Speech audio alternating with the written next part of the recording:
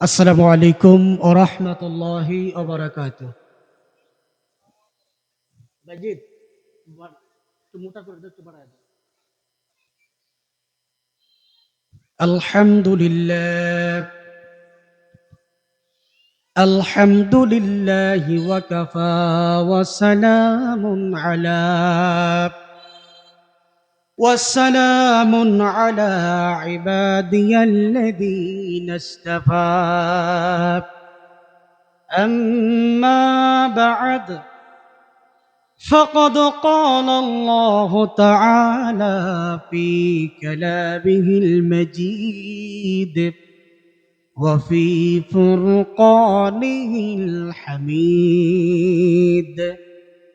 أعوذ بالله من الشيطان الرجيم. واتقوا يوما لا تجزي نفس عن نفس شيئا ولا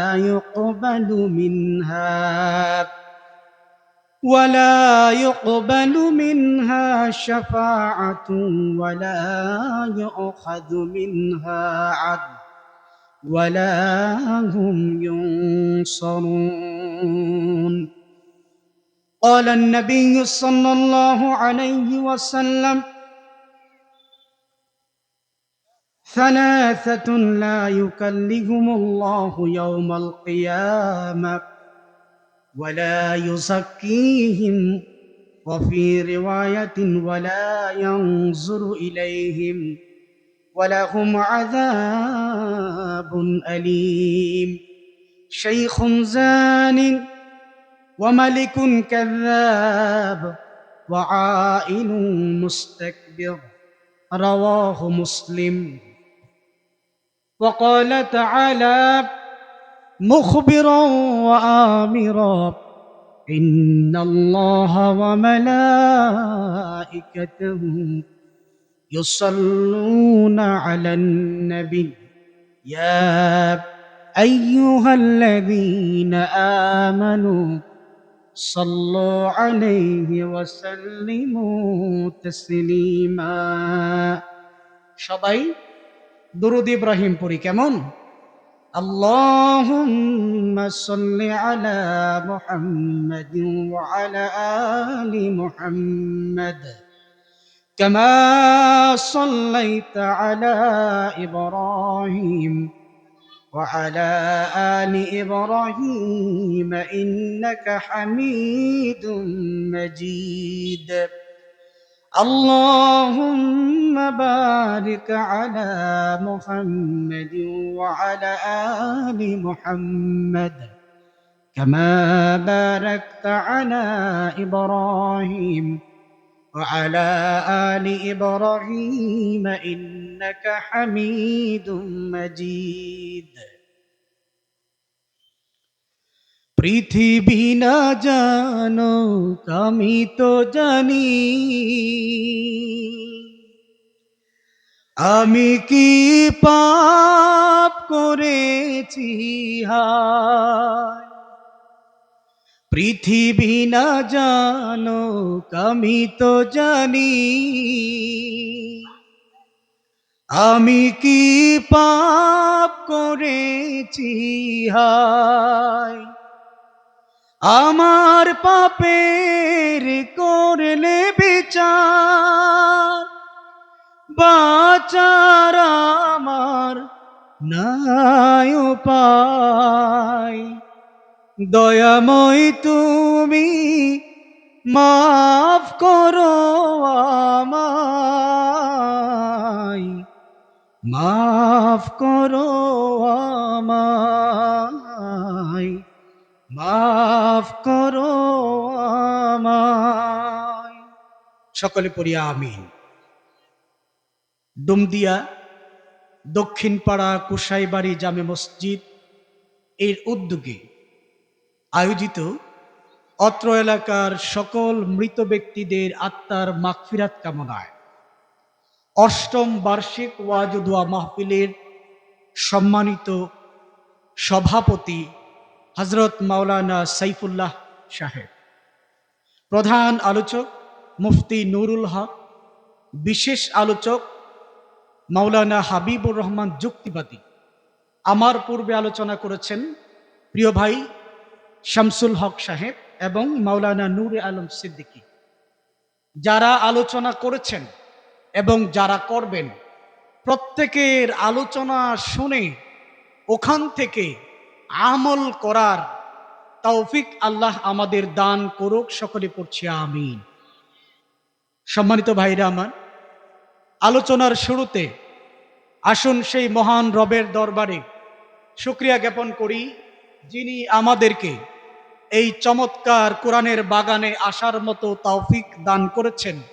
এই জন্য শুকরিয়া জ্ঞাপন করি, পড়ি আলহামদুলিল্লাহ।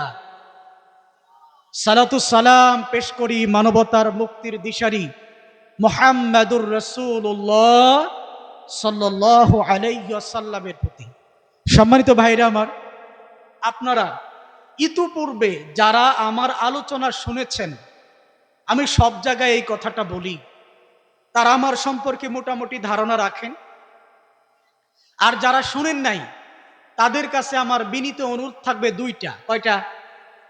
এক, আমার কথা মনোযোগ সহকারে শুনতে হবে, প্রথম নম্বর কথা। কারণ আমি মূলত বিষয় ভিত্তিক কথা বলে থাকি। বিষয় ভিত্তিক কথা আপনি যদি মনোযোগ না দেন, তাহলে কোথায় থেকে কোথায় চলে যাবে আপনি বুঝতে পারবেন না। যে সমস্ত আলোচনা কিস্সা কাহিনী নির্ভর হয়, ওইখানে মনোযোগ না দিলেও চলে, শুধু কানটা দিলেই চলে। আর যেখানে বিশ্লেষণ ধর্মী কথা হয়, এই ছেলেরা ঢুকে যাও,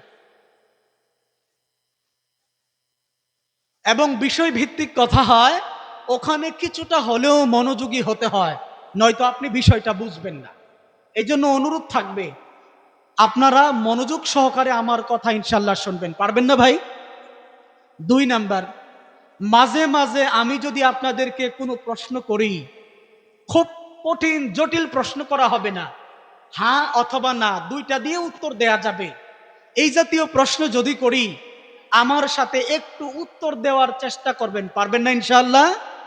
এর কারণ হলো, আপনারা যদি আমার সাথে উত্তর দেন, তাহলে বোঝা যাবে আমার সাথে আপনাদের কানেক্টিভিটি আছে, মানে আপনারা আমার সাথে আছেন। দ্বিতীয়ত কথা হচ্ছে, মাঝে মাঝে প্রশ্ন করলে যদি উত্তর দেন, তাহলে আপনাদের মনোযোগ যদিও কখনো এদিক সেদিক চলে যায়, তাহলে উত্তর দেওয়ার সাথে সাথে দেখবেন আপনার মন আলোচনায় চলে এসেছে। আমি কি বুঝাইতে পারছি? প্রিয় ভাইরা আমার, আমার কপাল বড় খারাপ। কেন খারাপ বলি? আমাকে যেই সময় মাহফিলে উঠানো হয় বা সময় দেয়া হয়, এটা হইলো হয়তো মাগরিবের পরে, নয়তো এশার পরে। মাগরিবের পরে আর এশার পরে সাধারণত যেই শ্রোতারা থাকে, তারা বেশিরভাগ ভাগই হচ্ছে 50 আপ, মানে 50 বছরের ঊর্ধ্বের ময়মুরব্বীরা থাকে। কারণ হচ্ছে, ওনারাই মূলত দিনের আলোচনা শোনার জন্য খালেস নিয়তে মাহফিলে আসে। আর যুবক যারা আসে, এরা আসে বন্ধু বান্ধবের সাথে আড্ডাবাজি করার জন্য। দোকানে দোকানে ঘুরবে, আর মেয়েরা তো ইদানিং স্বাধীনতা পাইছে, ওদের পেছনে যাবে, একটু টাঙ্কি মারবে, যদি একটু হুজুরের সুর সার ভাল লাগে আসবে, একটু শুনবে, নয়তো চলে যাবে। আমি এখানে বসার পরে 3 দল যুবক এদিক দেওয়ার সামনে গেছে, আমার এক নজর দেখছে, মনে হয় যেন চিড়িয়াখানার বান্দর দেখছে, দেখা চলে গেছে। আচ্ছা, আমি কি এখানে সাপ খেলা দেখাইতেছি যে আপনি এক নজর দেখা চলে যাবেন? যুবক ভাইরা মনে করে যে এগুলি মাহফিল টাহফিল, এগুলি হলো মুরব্বীদের জন্য, আমাদের জন্য না। কারণ আমাদের সামনে তো অনেক সময়, আজরাইল আমাদেরকে এখনো চিনে না। আজরাইল এখনো আমাদেরকে চিনে না। অথচ গত কিছুদিন আগে দেখলাম কোন এক পত্রিকা কাটিং করেছে, বর্তমান তরুণদের মধ্যে হার্ট অ্যাটাকের ঝুঁকি বেড়ে গেছে। তরুণরা হার্ট অ্যাটাক করে মারা যাচ্ছে। তরুণ মানে যাদের বয়স 15 থেকে 30-এর এদিকে অথবা 25-এর এদিকে, এদেরকে তরুণ বলা হয়। এরা হার্ট অ্যাটাকের ঝুঁকিতে আছে বেশি, কারণ এরা প্রচুর পরিমাণে জাঙ্ক ফুড খায়, বাহিরের খাবার খায়, ডুবু তেলে ভাজা খায়। এই ভাজা খাবারগুলি, এটির নাম হলো ট্রান্স ফ্যাট। নাম জীবনে শুনেন নাই মনে হয়। এগুলির নাম হলো ট্রান্স ফ্যাট। এই ট্রান্সফ্যাট গুলো আমাদের যে লিভার আছে এটাকে হজম করতে পারে না, বিদায় এই ট্রান্সফ্যাট গুলো আমাদের রক্তের বিভিন্ন জায়গায় জায়গায় বসে চর্বি জমা হয়, আর ওখান থেকে হার্ট অ্যাটাকের ঝুঁকি বাড়ে। আমাদের যুবকরা তো মনে করে জিহ্বা ভালো লাগে তো খায়। সম্মানিত ভাইয়েরা আমার, মরার কোনো সময় নাই। পৃথিবীতে আসার সিরিয়াল আছে, কিন্তু যাওয়ার কোনো সিরিয়াল নাই। আছে? ডুমদিয়া বাজার থেকে একসাথে চাষটলে বসে আপনারা চা খেয়েছেন, গল্প গুজব করেছেন, হাসি ঠাট্টা করেছেন, প্ল্যানিং করেছেন আগামীকালকে আমরা বন্ধুরা মিলে 8টা মোটর সাইকেলে করে 16 জন আমরা চলে যাব দাউরার মোড়ে গিয়ে বিরিয়ানি পার্টি দেব। যুবক ভাইরা সাধারণত পার্টি নিয়ে ব্যস্ত থাকে, রাত্রে প্ল্যানিং করে ডুমদিয়া বাজার থেকে চা খেয়ে বাড়িতে চলে গিয়েছে। পরদিন সকাল বেলায় মাইক থেকে অ্যানাউন্স করতেছে, ডুমদিয়া নিবাসী অমুকের ছেলে অমুক গত রাত্রে 1টার সময় হৃদযন্ত্রের ক্রিয়া বন্ধ হয়ে ইন্তেকাল ফরমাইয়াছেন। এমন ঘটনা ঘটে না? ও বন্ধু আমার, এই পৃথিবীতে আসার সিরিয়াল আছে। আগে দাদা আসছে, তারপরে বাবা এসেছে, তারপরে ছেলে এসেছে, তারপরে নাতি এসেছে। কিন্তু এমন ঘটনা ঘটেছে কিনা আমাকে বলেন তো? দাদার কাঁধে নাতির লাশ, বাবার কাঁধে ছেলের লাশ কবরে নামিয়েছে। এমন ঘটনা আছে নাকি নাই? চোখেরই পলকে তুমি হতে পারো লাশ, চিরতরে বন্ধ হবে তোমারই নিঃশ্বাস। হতে পারে না? হবে এলান তোমারই নাম মসজিদের মাইকে, হবে এলান তোমারই নাম মসজিদের মাইকে।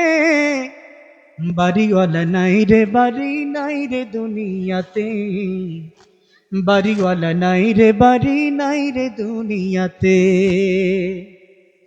তোমার ভয়ে কাঁপত মানুষ, ছিল বাহাদুরি, ভাবনি হাওয়ায় ওরা তুমি যে রঙিন ঘুড়ি। এমন নেতা আছে নাকি নাই, যার একটা ফোন কলে রাতের 1টা-1:30টার সময় পুলিশ আপনার বাড়িতে এসে আপনাকে ধরে নিয়ে জেলখানায় নিয়ে গিয়েছে? এরকম নেতা আছে নাকি নাই? এই নেতা আজরাইল দেখলে বুঝি নেতাকে সেলুট দেবে? তোমার ভয়ে কাঁপত মানুষ, ছিল বাহাদুরি, ভাবনি হাওয়ায় ওরা তুমি যে রঙিন ঘুড়ি।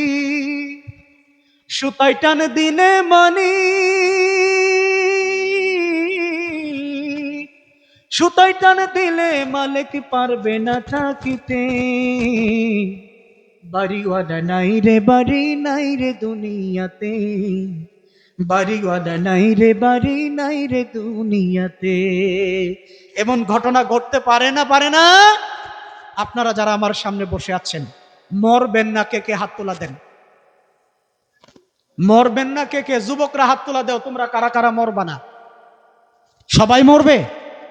মরার পরে আমাদেরকে কি হাসরের ময়দানে জবাবদিহিতা করার জন্য উঠতে হবে নাকি হবে না?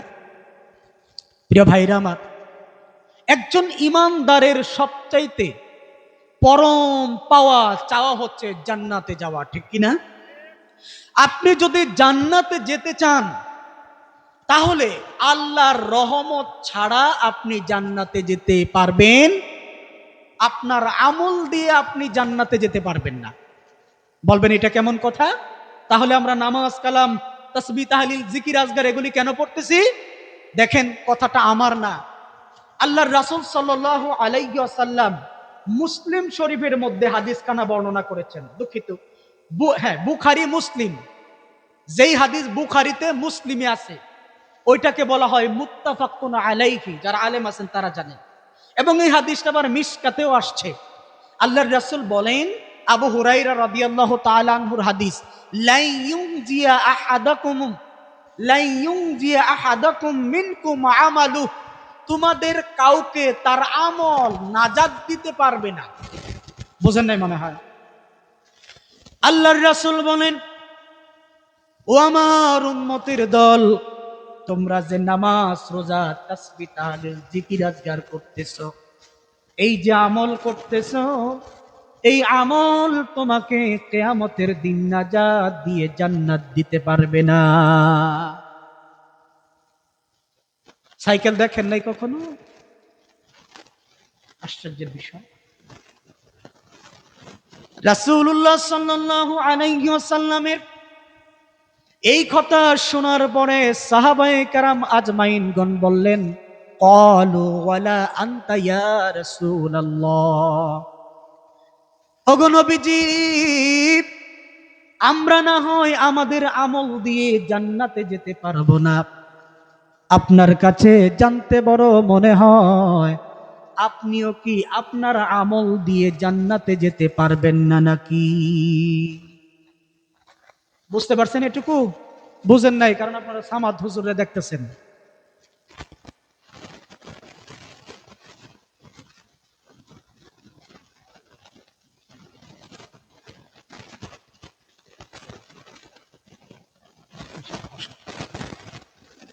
এবার একটু মনোযোগী হন।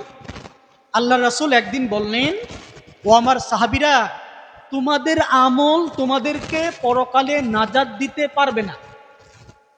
সাহাবীরা এই কথা শুনে অবাক হয়ে গেলেন এবং বললেন, ইয়া রাসূলুল্লাহ, আমাদের আমল না হয় আমাদেরকে জান্নাতে দেবে না, আপনার আমল কি জান্নাতে যেতে পারবেন না? প্রশ্ন আসে নাকি আসে না? আল্লাহর রাসূল বলেন, ওয়ালা আনা, ও আমার সাহাবীরা, আমিও আমার আমল দিয়ে জান্নাতে যেতে পারবো না, ইল্লা ইয়াতাগাম্মাদানি আল্লাহু বিরহমাতিক, তবে আমি আশা করি আল্লাহ রাব্বুল আলামিন তার রহমতের মাধ্যমে আমাকে জান্নাতে ঢুকিয়ে দেবে। সুবহানাল্লাহ বলবেন না? তার মানে হলো আল্লাহর রাসূল বলেন, জান্নাতে যেতে হলে কার রহমত জানি লাগে? এখন আল্লাহর রহমত লাগবে জান্নাতে যাওয়ার জন্য। আমরা আল্লাহর রহমত পেয়ে জান্নাতে যেতে চাই। এখন আমরা আল্লাহর রহমত চাই, কিন্তু নামাজ না পড়িয়া। আপনি নামাজ পড়বেন না, আল্লাহর রহমত চান, এটা কি কখনো সম্ভব? সম্মানিত ভাইরা আমার, আরেকটা হাদিস বলি। হাদিসটি এসেছে মুস্তাদরাক আল হাকিম কিতাবে।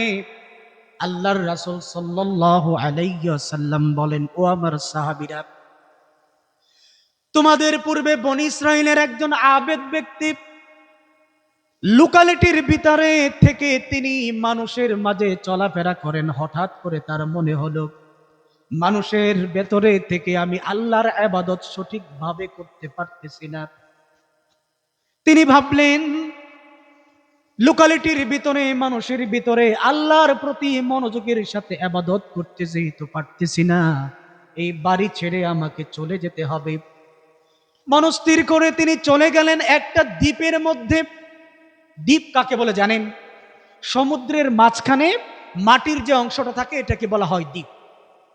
তিনি ওই দ্বীপের মধ্যে চলে গিয়ে একনিষ্ঠভাবে আল্লাহ রাব্বুল আলামিনের ইবাদত করা শুরু করে দিলেন।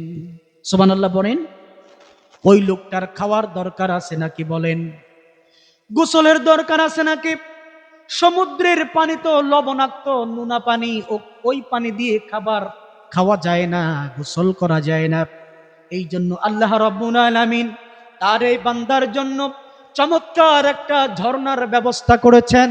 ওই ঝর্ণা থেকে লোকটা গোসল করে এবং পানি খায়। এবং লোকটার খাবার নিয়ন্ত্রণের জন্য আল্লাহ রাব্বুল আলামিন একটা ডালিম ফল গাছের ব্যবস্থা করে দিয়েছেন। এখান থেকে উনি ডালিম খায় আর আল্লাহ রাব্বুল আলামিনের ইবাদত করে। জিবরাইল আলাইহিস সালাম বলেন, ওগো নবীজি, আমি এই দুনিয়াতে যতবার এসেছি এবং গিয়েছি, আল্লাহর ওই বান্দাকে সদা সর্বদাই সেজদারত অবস্থায় দেখেছি। এইভাবে লোকটা আল্লাহ রাব্বুল আলামিনের ইবাদত 500 বছর করেছেন। কয়শো বছর? আপনার হায়াত কতদিন? আপনি কতদিন বাঁচবেন? 60-70 বলা যায় না। এবার লোকটা আল্লাহর কাছে ফরিয়াদ করে, রব্বুল আলামিন, আপনার কাছে আমার জীবন শেষ হয়ে আসতেছে, যে কোনো সময় মালাকুল মউত আমার সামনে চলে আসতে পারে। আপনার কাছে ফরিয়াদ করি, মালাকুল মউত যখন আমাকে নিতে আসবে, শেষ নিঃশ্বাস আমি যখন ত্যাগ করব, সেজদারত অবস্থায় যেন আমার মৃত্যুটা হয়।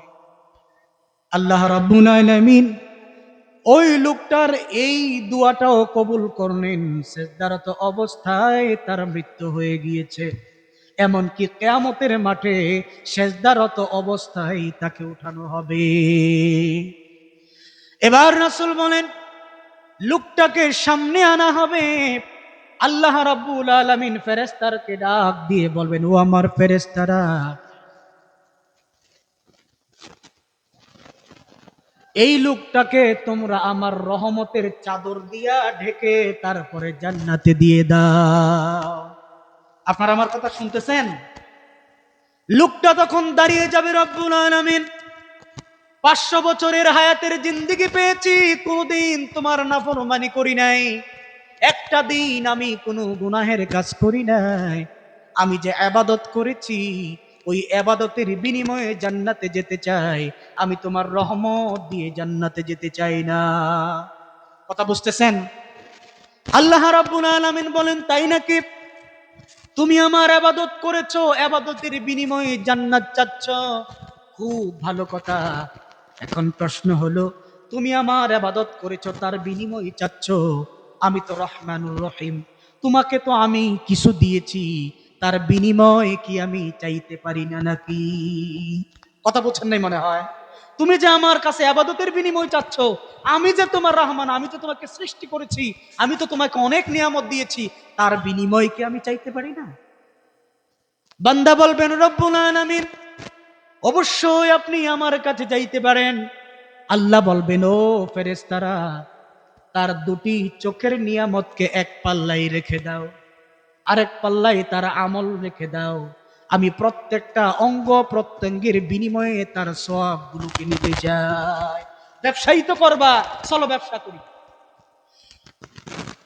দাড়ি পাল্লার মধ্যে, মিজানের পাল্লার মধ্যে লোকটার 500 বছরের ইবাদত তুলে দেয়া হলো, আরেক পাল্লায় তার চক্ষুটাকে তুলে দেয়া হলো।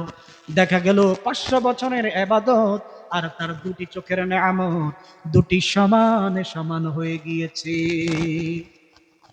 এবার আল্লাহ বলেন, ও বান্দা, তোমাকে তো শুধু আমি চক্ষু দেই নাই, তোমাকে কান দিয়েছি, নাসিকা দিয়েছি, হায়াতের জিন্দেগি দিয়েছি, সমুদ্রের মাঝখানে নোনা পানিতে আমি ঝর্ণার ব্যবস্থা করেছি, আনার ফলের ব্যবস্থা করেছি। এই যে নিয়ামত গুলো দিয়েছি, তার বিনিময়ে আমি তোমার কাছ থেকে বিনিময় চাই। এগুলো দিয়া তারপরে জান্নাতে যাবে। আল্লাহ যদি আমাকে আপনাকে ধরেন, আপনি যেতে পারবেন? আল্লাহ রাসূল বলেন, আল্লাহ যদি কাউকে হিসাবের জন্য ধরে, তাহলে তার আল্লাহর কাছ থেকে ছুটে যাবে এরকম কেউ নাই। এবার লোকটা হাউমাউ করে কেঁদে দেবে, আল্লাহ রাব্বুল আলামিনের আরশের নিচে সিজদায় পড়ে যাবে, রব্বুল আলামিন, ভুল করেছি, বোকামি করেছি, গুস্তাখি করেছি, আমাকে ক্ষমা করে দাও, তোমার রহমত ছাড়া জান্নাতে যাওয়ার মতো এখতিয়ার আমার নেই।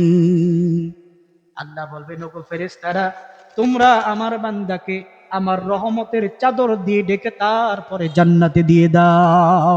সুবহানাল্লাহ পড়েন। তাহলে আপনারা জান্নাতে যাওয়ার স্বপ্ন দেখেন নাকি দেখেন না বলেন? আল্লাহর জান্নাতে যেতে হলে আল্লাহর রহমত লাগবে নাকি লাগবে না? এখন আল্লাহর রহমত আপনি কিভাবে পাবেন? একটা ছোট্ট উদাহরণ দিই, তাহলে বুঝবেন। আমি একটা মাদ্রাসার শিক্ষক। আমার মাদ্রাসায় দুই ধরনের ছাত্র আছে। এক ধরনের ছাত্র হইল বাপজুট্টা টাইপের ছাত্র। বাপজুট্টা বুঝেন না? দুষ্ট টাইপের। আমি যদি বলি এদিকে যাইতে, ওরা যায় ওইদিকে। যদি বলি পড়া শিখে আসতে, ওই দিন আর পড়া শিখে আসে না। আমি পড়াই, ক্লাসে বসে মোবাইল টিপে। এইরকম দুষ্ট প্রকৃতির ছাত্র দু চারজন থাকার সম্ভাবনা আছে না? আবার এমন ছাত্র আছে যাদেরকে যা বলি হুবহু তাই সে মানে। এখন প্রশ্ন হইল, আমার মোহাব্বত, আমার দয়া কার প্রতি থাকবে? দুষ্টটার প্রতি থাকবে নাকি ভালোটার প্রতি থাকবে? যদি কখনো এই দুষ্ট ছেলেটা কোনো অন্যায় করে আর আমার হাতে যদি পড়ে, তাহলে আমি তার উপরে আগের পরের সব জাল মিটাইতাম না? বুঝেন নাই মনে হয়। আর যাকে আমি পছন্দ করি, যেই ছাত্রকে, এই ছাত্রর যদিও কোনো ভুল ত্রুটি হয়ে যায়, এমনকি বড় ধরনের ভুল ত্রুটি হয়ে গেলেও পিঠের মধ্যে দুই চারটা থাপ্পড় মাইরা বলবো, এই তোর কেডা কইছে এই কাজ করার লেগে, যা। এই কথা বইলা কি আমি তারে ছাড় দিব না? আমি একজন শিক্ষক হয়ে যদি আমার ছাত্রের প্রতি এই আচরণ করতে পারি, যেই আল্লাহ আমাদেরকে সৃষ্টি করেছেন তার সাথে যদি আমাদের কানেকশন ভালো থাকে, সম্পর্ক ভালো থাকে, আল্লাহ কি আমাদেরকে মাফ করে দিতে পারেন না? আর যদি আমাদের সম্পর্ক ভালো না থাকে, যদি আল্লাহর ইবাদত না করি, দ্বীনের কথা না শুনি, আলেম উলামাদের পক্ষে না থাকি, ওনাদের বিরোধিতা করি, কোরআনের বিরুদ্ধে থাকি, তাহলে কি আল্লাহ আমাদের পক্ষে থাকবেন? এটা কশ্চিন কালেও সম্ভব। একটু জিকির করেন, লা ইলাহা, জোরে লা ইলাহা, ও লা ইলাহা, নেই কোনো মাবুদ আল্লাহ ছাড়া, নেই কোনো মালিক আল্লাহ ছাড়া, পড়ো লা ইলাহা, ও জোরে লা ইলাহা। তোমাকে ডাকি যদি একবার আল্লাহ, আমাকে কাছে টানো বারবার। সুবহানাল্লাহ পড়েন। আপনি যদি আল্লাহকে একবার ডাক দেন, খালেস দিলে আল্লাহ আপনার ডাকে 70 বার সাড়া দেয়। তোমাকে ডাকি যদি একবার আল্লাহ, আমাকে কাছে টানো বারবার, লা ইলাহা, জোরে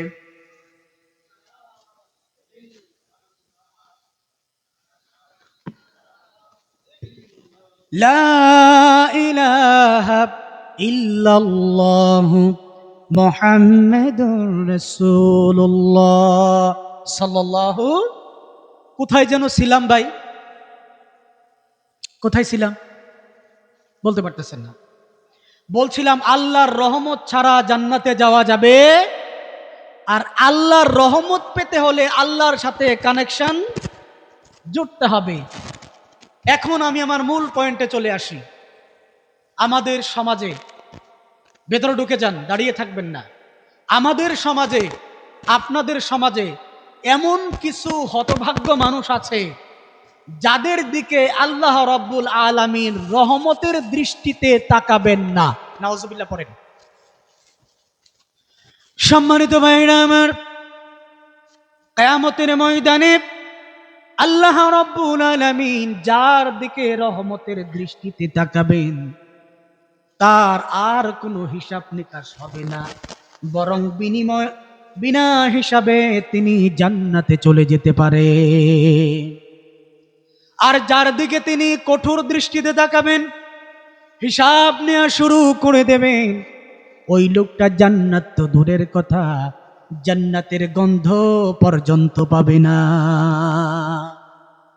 সম্মানিত ভাই আমার, আমাদের সমাজের মধ্যে এমন কিছু মানুষ আছে যাদের দিকে কাল কিয়ামতের ময়দানে আল্লাহ রাব্বুল আলামিন রহমতের দৃষ্টিতে তাকাবে না, বরং তাদের উপরে তিনি মারাত্মক রকম গুসা হয়ে থাকবেন।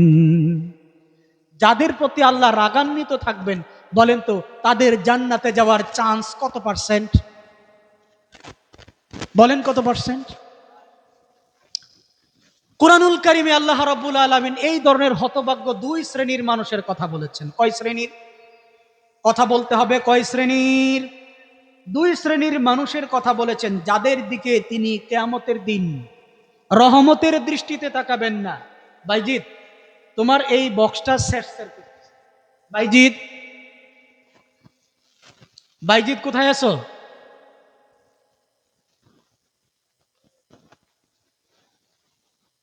বাইজিৎ যেখানেই থাকো তাড়াতাড়ি মাইকের কাছে চলে আসো। তাহলে বলছিলাম কিয়ামতের ময়দানে আল্লাহ কোরআনে বলেছেন দুই শ্রেণীর মানুষের দিকে তিনি রহমতের দৃষ্টিতে তাকাবেন না, তাদের সাথে কথাও বলবেন না, তাদেরকে পবিত্রও করবেন না, বরং তাদের জন্য জাহান্নামের শাস্তি নির্ধারণ করে রেখে দিয়েছেন। আচ্ছা, এই দুই শ্রেণীর মানুষ কারা একটু জানা দরকার আছে কিনা? এবং সেই দুই শ্রেণীর মধ্যে যদি আমি হুজুর পড়ে যাই, তাহলে কি আমার বাঁচার কোনো উপায় আছে ভাই? আসেন, এই ব্যাপারে আল্লাহ রাব্বুল আলামিন পবিত্র কোরআনুল কারীমের সূরা বাকারার 174 নম্বর আয়াতে বলেন, ইন্নাল্লাযীনা ইয়াকতুমুনা মা আনজালাল্লাহু মিনাল কিতাবি ওয়া ইয়াশতারুনা বিহি সামানান কলিলা উলাইকা মা ইয়াকুলুনা ফি বুতুনিহিম ইল্লান নার। নাউযুবিল্লাহ বলেন।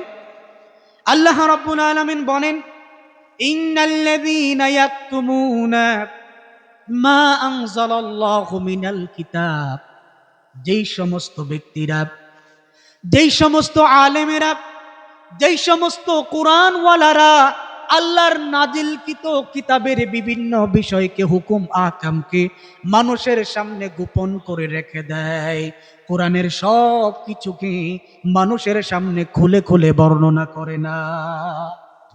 যেই আলেমরা কুরআনুল কারীমের সব কথা মানুষের সামনে বলে না, বরং সুবিধাবাদ জিন্দাবাদ টাইপের আলোচনা করে, ওই সমস্ত হুজুরেরা এর অন্তর্ভুক্ত হয়ে যাবেন।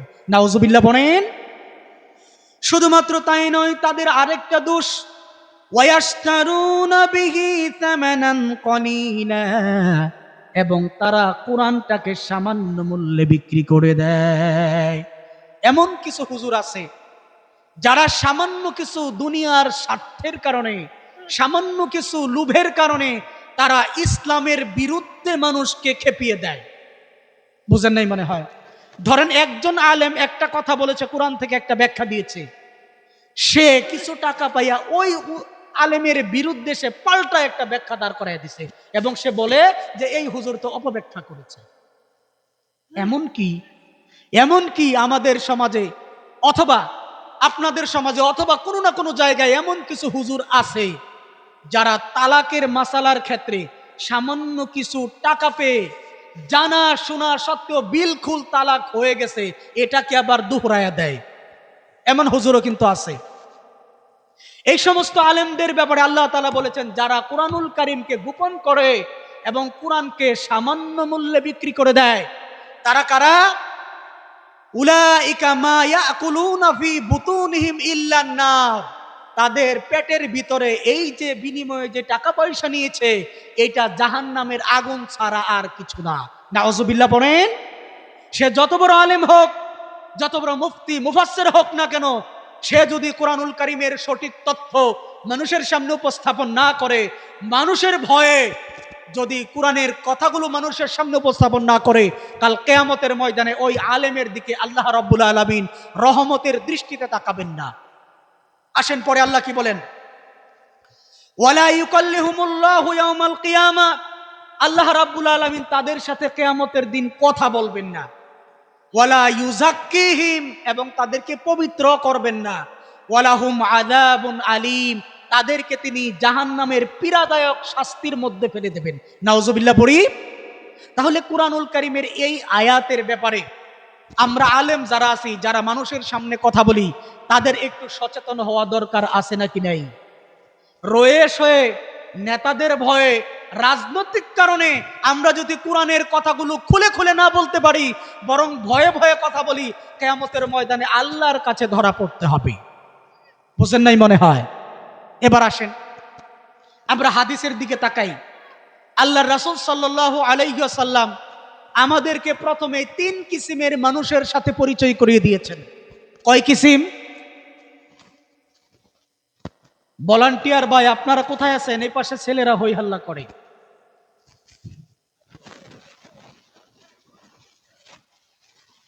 আল্লাহর রাসূল সাল্লাল্লাহু আলাইহি ওয়াসাল্লাম 3 কিসিমের মানুষের কথা বলেছেন, যেই 3 কিসিমের মানুষের প্রতি কিয়ামতের দিন আল্লাহ রহমতের দৃষ্টিতে তাকাবে না। এই 3 কিসিমের মধ্যে যদি আমাদের সামাত হুজুর পড়ে, তাহলে উনার খবর আছে নাকি নাই? আমাদের এই আজকের মাহফিলের যিনি সভাপতি হাবিবুল্লাহ সাহেব যদি পড়ে তাহলে উনার খবর আছে নাকি নাই? সাইফুল্লাহ ওই ভাই যদি পড়ে তাহলে উনার খবর আছে না ভাই? তাহলে এই তিন কিসিমের মানুষ কোরআন হাদিসে মোটামুটি 16 শ্রেণীর মানুষের কথা আছে। কয় শ্রেণীর? আমি যদি শেষে সময় না পাই ব্যাখ্যা বিশ্লেষণে যাব না, এক নজরে 16 শ্রেণীর মানুষের কথা বলে দিব।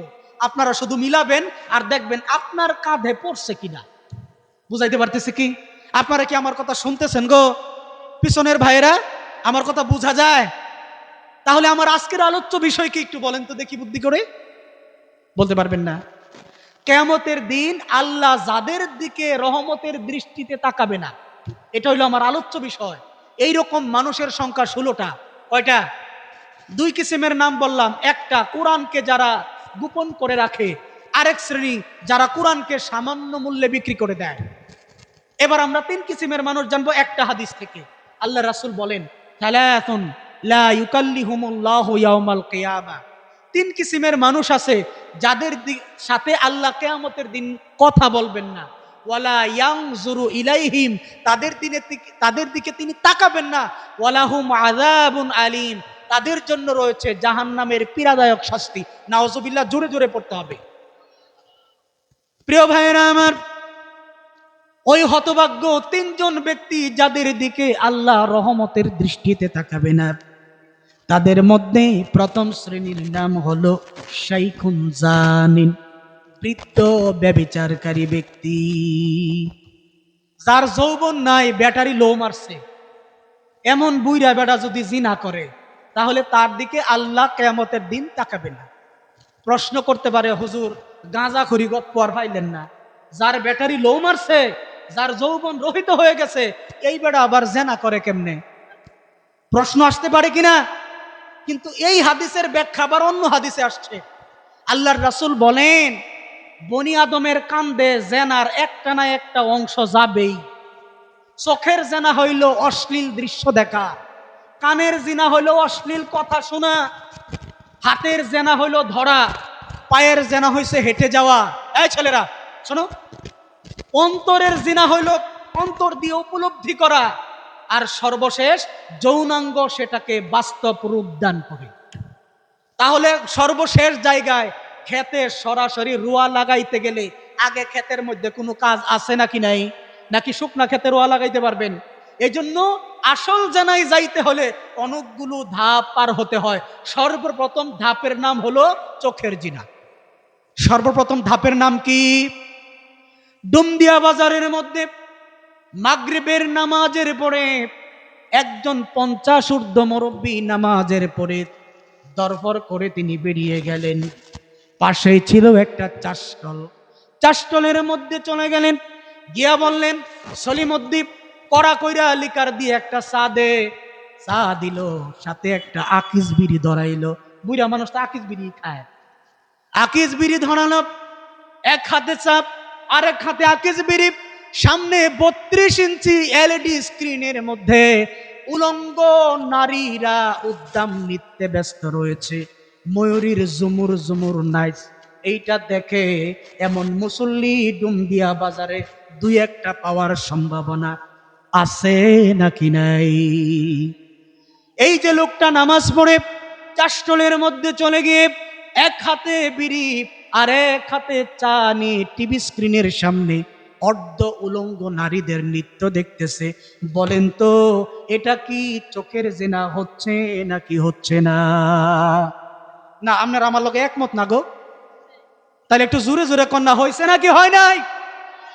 প্রিয় ভাইরা আমার, এই যে মুরব্বী ব্যক্তি চাষটলের মধ্যে গিয়া নায়িকাদের নাচ দেখলো, আপনি যদি তাকে প্রশ্ন করেন, ও চাচা আপনাকে তো প্রায়ই দেখি টেলিভিশন দেখেন, কারণ কি?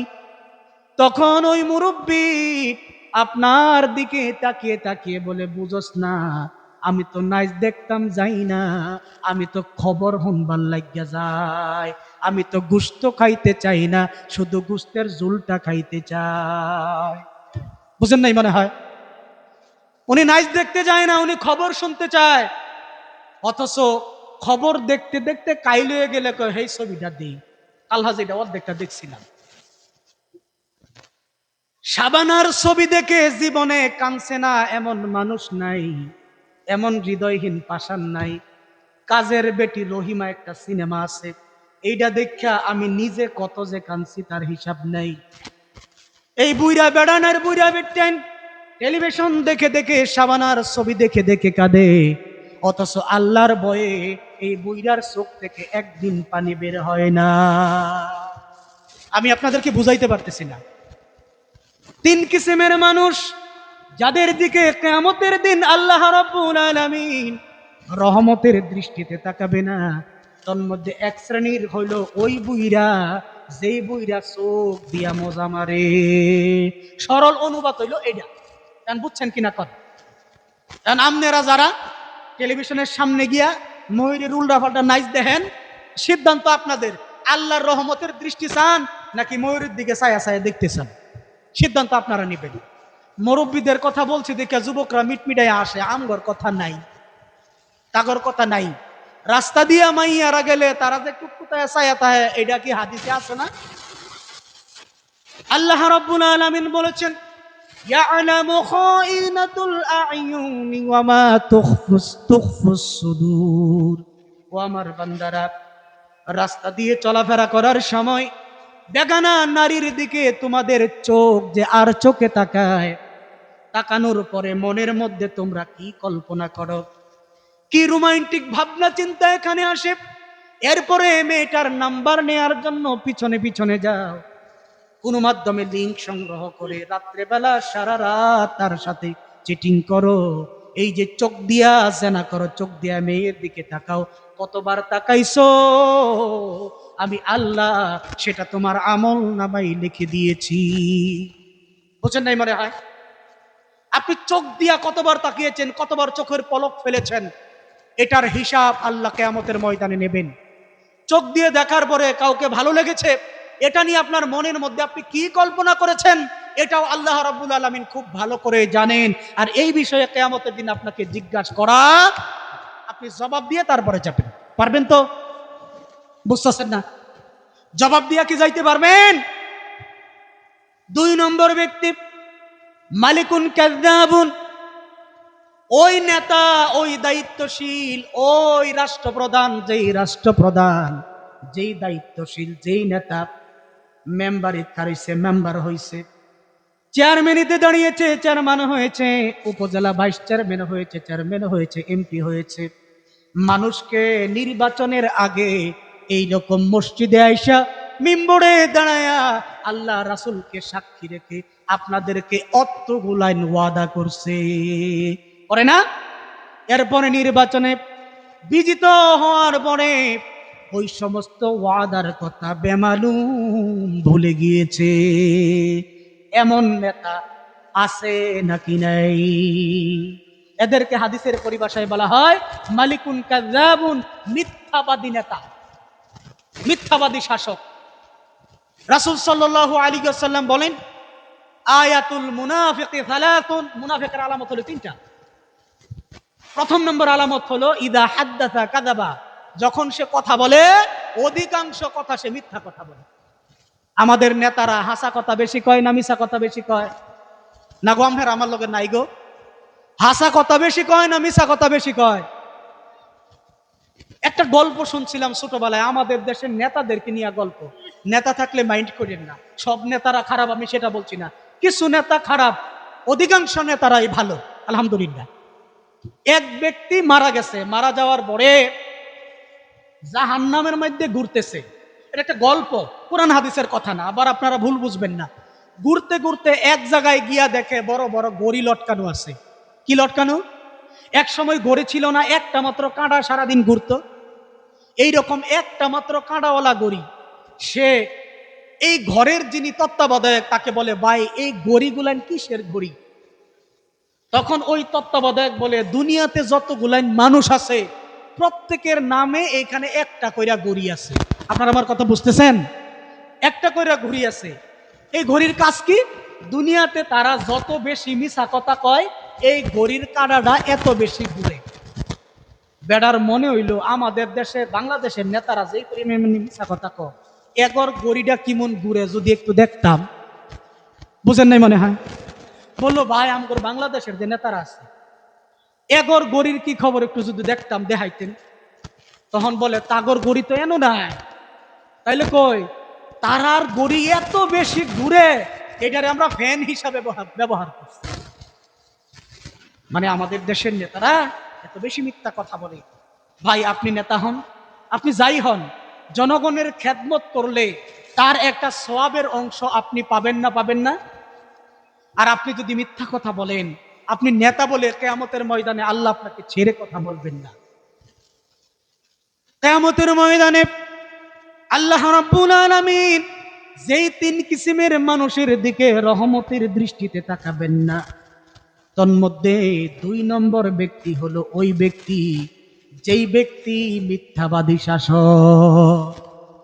3 নম্বর ব্যক্তি হচ্ছে ওয়াইলুন মুস্তাকবিরুন, এমন গরিব মানুষ, এমন দরিদ্র মানুষ, দিন আনে দিন খায়, কিন্তু তার আচরণটা বড় উদ্ধত আচরণ, অহংকারী টাইপের আচরণ। আমি এমন ভিক্ষুক দেখছি, 5 টাকা দিছিলাম তারে, হে আমার ফিরে কয়েসা হুজুর ওখানে 5 টাকা ভিক্ষা দেয়, 5 টাকা ভিক্ষা দেয় ওখানে 10 টাকা দেড় লাগবে। আপনাদের সমাজে এমন অনেক গরিব মানুষ আছে যারা আপনার বাড়িতে কাজ করেছে অথবা কাজ করে, অথবা একটু দরিদ্র শ্রেণীর মানুষ, কিন্তু মাঝে মাঝে তার আচরণ দেখে মনে হয় সে মনে হয় কয়েক পরগনার জমিদার। এমনকি মাঝে মাঝে সে বলে আগের দিনটা নাইগারে আইনাকে যাইতাম, এরকম কথাও বলে। এইরকম অহংকারী গরিব যারা আছে তাদের দিকে আল্লাহ রাব্বুল আলামিন কিয়ামতের দিন রহমতের দৃষ্টিতে তাকাবে না। এর কারণ হচ্ছে অহংকার হচ্ছে আল্লাহর চাদর। এই চাদর নিয়ে কোনো গরিব মানুষ যদি অহংকার করে তাহলে আল্লাহ তাআলার আত্মসম্মানে আঘাত। আমি আপনাদেরকে মনে হয় বুঝাইতে পারি। আবার একটু জিকির করি, লা ইলাহা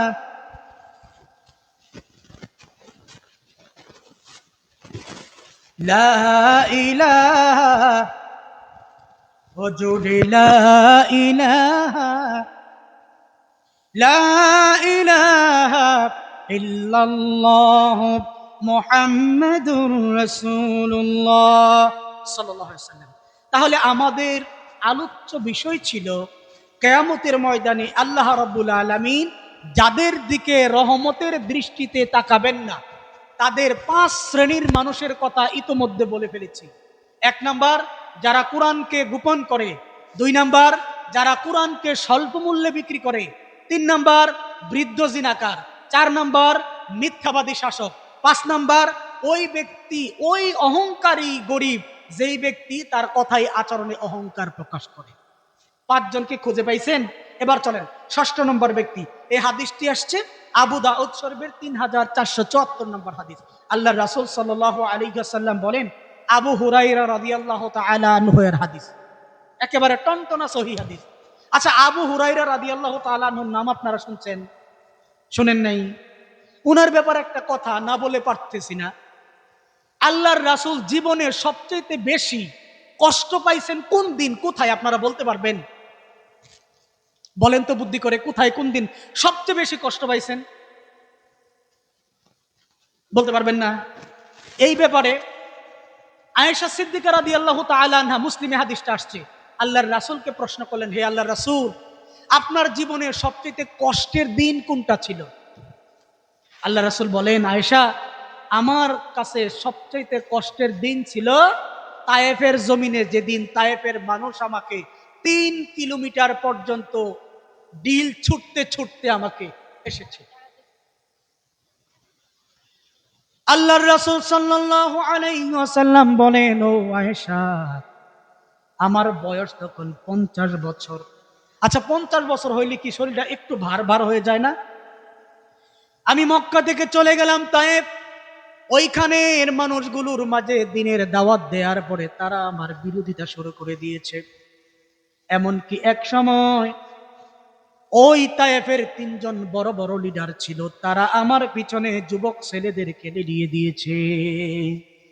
যুবক ছেলেরা আমার পিছনে হর্ষধ্বনি তালি দিতে দিতে, শীষ দিতে দিতে, ইট ছুটতে ছুটতে কঙ্কর ছুটতে ছুটতে 3 কিলোমিটার পর্যন্ত আমাকে দাওয়া করতে করতে এনেছে। আচ্ছা, 3 কিলোমিটার ডুমদিয়া থেকে উজুলি হবে, এতটুকু হবে নাকি আরো বেশি বলেন তো? আর একটু বেশি হবে না? এই পর্যন্ত 50 বছর একজন মানুষকে বারবার দিল ছুটতেছে, আপনি কতক্ষণ সহ্য করতে পারবেন বলেন? আল্লাহর রাসূল সাল্লাল্লাহু আলাইহি ওয়াসাল্লাম না পেরে এক সময় তিনি বসে গেলেন। বসে যাওয়ার পরে জিবরাইল আলাইহিস সালাম 2 জন ফেরেশতা নিয়ে রাসূলের কাছে চলে আসলেন। এসে বললেন, ইয়া রাসূলুল্লাহ, এই যে 2টা পাহাড়ের 2 জন ফেরেশতা নিয়ে এসেছি, আপনি শুধু একটিবার হুকুম করেন, এই 2 জন ফেরেশতা 2টি পাহাড় দিয়ে তায়েববাসীকে থেতলে দেবে। আমারে যদি কইতো আমি কি করতাম? ফিসালা বেড়া, এটা কইলাম নইলে। আল্লাহর রাসূল বলেন, ও জিবরাইল, আমি তাদেরকে ক্ষমা করে দিলাম, বরং আমি আল্লাহর কাছে দোয়া করি তারা হয়তো আমার কথা শুনে নাই, আগামী প্রজন্ম থেকে দ্বীনের দাওয়াত কবুল করে কালেমার ঝান্ডাবাহী কেউ না কেউ তায়েব থেকে উঠে আসবে। আল্লাহর রাসূল আল্লাহর কাছে সেই দোয়া করলেন। সেই তায়েব থেকে উঠে এসেছেন আবু হুরায়রা রাদিয়াল্লাহু তাআলা। বুঝতে পারছেন? যিনি তার জীবনের সবচেয়ে বেশি আল্লাহর রাসূলের হাদিস বর্ণনা করেছেন। এমনকি আল্লাহর রাসূলের কাছে তিনি ইসলাম কবুল করার পরে মসজিদে নববীতে তার জীবনটা কাটিয়ে দিয়েছেন। তিনি কখনো বাড়ি ঘরে যান নাই, বরং সারাক্ষণ মসজিদে নববীতে থাকতেন। এই রকম সদস্যের সংখ্যা ছিল 72 জন। তার মধ্যে আবু হুরায়রা ছিলেন প্রধান, যারা সব সময় রাসূলের আশেপাশে থাকতো। কখন রাসূল কোন হাদিস বলে আর এইটা তিনি লিপিবদ্ধ করে রাখেন অথবা সিনার মধ্যে জমা করে রাখেন। কথা কি বুঝতে পারতেছেন? এমনকি 2 দিন 3 দিন চলে যেত, আবু হুরায়রার পেটে খাবার জুটতো না। এমন একটা ঘটনা মিশকাতে আসছে, বাবুল ইস্তেজানের মধ্যে। এখানে সংক্ষিপ্ত ভাবে আসছে, অন্যান্য হাদিসে বড় করে আসছে। আচ্ছা ভাই, আপনারা আমার কথা বুঝতেছেন? মনে হয় যেন এই ভাইয়েরা আমার কথা বুঝে না। আবু হুরায়রা রাদিয়াল্লাহু তাআলা 3 দিন না খাওয়া। কয়দিন? আপনি দিনের জন্য কয়দিন না খায়া রয়েছেন বলেন? বলেন কয়দিন না খায়া রয়েছেন? আবু হুরায়রা রাদিয়াল্লাহু আনহু 3 দিন না খেয়ে মুখটা শুকনো হয়ে গেছে। মসজিদে নববীর পাশে তিনি দাঁড়িয়ে রয়েছেন। মনে বড় আশা, তাকে কেউ নি দাওয়াত দিয়া খাওয়ায়। আর 5টা মিনিট আমরা দেওয়া যাইব গো ভাই, আর 5 মিনিট দিতে পারবেন আমাকে? জি জি, কেন আমাকে তো বলছেন। আচ্ছা ঠিক আছে, যাই হোক, তাহলে আমরা বাদ দিলাম। এই পর্যন্ত যতটুকু আলোচনা করেছি এর উপরে আমল করার মতো তৌফিক আল্লাহ রাব্বুল আলামিন দান করুন। বলছিলাম, আমি আর আমার আলোচনা যদি পুরাটা গুছাতে না পারি, সেই 16 শ্রেণীর মানুষের তালিকা আপনাদেরকে এক নজরে বলবো। আপনারা কি রেডি আছেন? সম্ভব হলে আঙ্গুলে গুনতে পারেন। 1 নাম্বার কুরআন গোপনকারী, 2 নাম্বার 2 নাম্বার কুরআন বিক্রিকারী, 3 নাম্বার বৃদ্ধ জেনাকার, 4 নাম্বার মিথ্যাবাদী শাসক, 5 নম্বর অহংকারী দরিদ্র, 6 নম্বর দান করে যে ব্যক্তি খুঁটা দেয়, 7 নম্বর মিথ্যা কসম খেয়ে মানুষের কাছে যারা পণ্য বিক্রি করে, 8 নম্বর টাকনুর নিচে যারা কাপড় পরিধান করে, 9 নম্বর পানি আটকিয়ে যারা মানুষকে কষ্ট দেয়, 10 নম্বর নামাজ পড়েও যারা মিথ্যা কসম খায়, 11 নম্বর পিতামাতার অবাধ্য সন্তান, 12 নম্বর মদ্যপানকারী ব্যক্তি, 13 নম্বর পুরুষের বেশধারী নারী, 14 নম্বর দায়ুস ব্যক্তি। এই মোট 14 শ্রেণীর মানুষ, যাদের দিকে কিয়ামতের দিন আল্লাহ রাব্বুল আলামিন রহমতের দৃষ্টিতে তাকাবেন না। এই 14 শ্রেণীর কোনো এক শ্রেণীর মধ্যে আমি হুজুর যদি থাকি, তাহলে এইটা নিয়ে মরমু নাকি সারমু?